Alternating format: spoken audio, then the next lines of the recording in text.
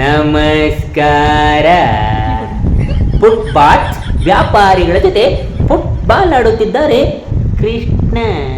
ಅಂದ್ರೆ ಶ್ರೀಕೃಷ್ಣ ಪರಮಾತ್ಮನಲ್ಲ, ನಗರಾಭಿವೃದ್ಧಿ ಸಚಿವರಾಗಿರ್ತಕ್ಕಂಥ ಕೃಷ್ಣ ಬೈರೇಗೌಡರು. ಇವರು ಮಾಡುತ್ತಿರುವುದು ಸರಿಯೇ, 100ಕ್ಕೆ 1000 ಪಟ್ಟು ಸರಿ.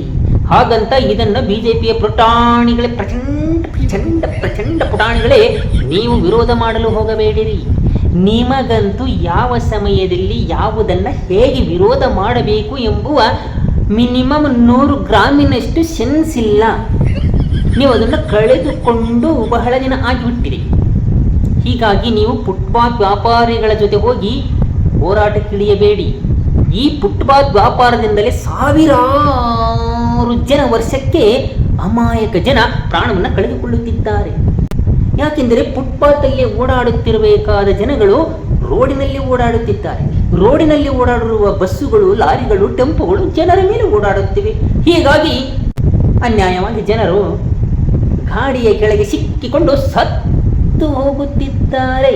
ಇದಕ್ಕೆ ಸುಪ್ರೀಂ ಕೋರ್ಟ್ ಕೂಡ ವಿಷಾದ ವ್ಯಕ್ತಪಡಿಸಿ ಅವುಗಳನ್ನು ತೆರವುಗೊಳಿಸಲು ಅನುಮತಿ ನೀಡಿದೆ.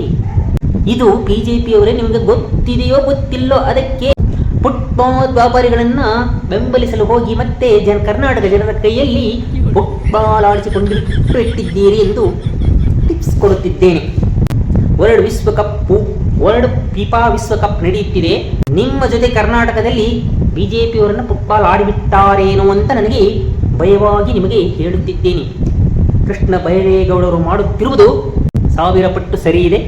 ಹೀಗಾಗಿ ನಾನು ಮತ್ತೆ ಇದರಲ್ಲಿ ಫುಟ್ಪಾತ್ ವ್ಯಾಪಾರಿಗಳು, ಬೆಂಗಳೂರಿನ ಫುಟ್ಪಾತ್ ವ್ಯಾಪಾರಿಗಳು ಕರ್ನಾಟಕದವರು 5 ಪೈಸೆ ಇದ್ದರೆ ಹೊರ ರಾಜ್ಯದವರೇ 99 ಪೈಸೆ ಬಿಟ್ಟಿದ್ದಾರೆ.